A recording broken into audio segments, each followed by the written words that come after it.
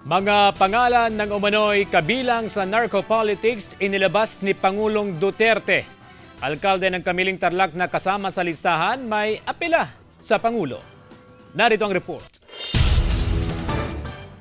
Inilabas na ni Pangulong Rodrigo Duterte ang listahan ng umano'y narco-politicians o mga politiko na sangkot umano sa kalakalan ng ilegal na droga.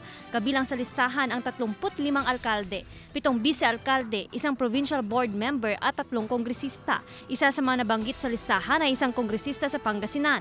Hanggang ngayon, sinusubukan pa rin ng news team na makuhanan ng pahayag ang kongresista.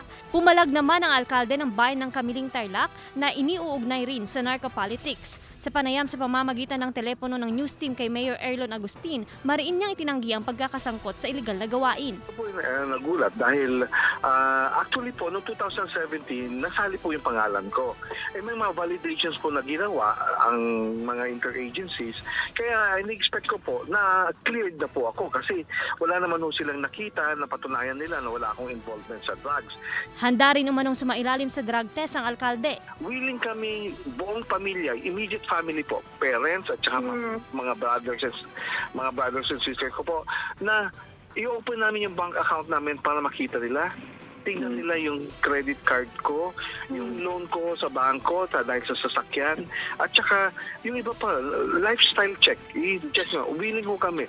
Yung salient ko po, may instruction po ako na maski sinong kumuha, pwedeng kumuha ng copy ng SALN. Ayon kay Agustin, dapat na magkaroon ng revalidation sa listahan ng Pangulo. Kasama si Daryl Peralta, ako si Joanne Punsoy, naghahatid ng Balitang Amyanan.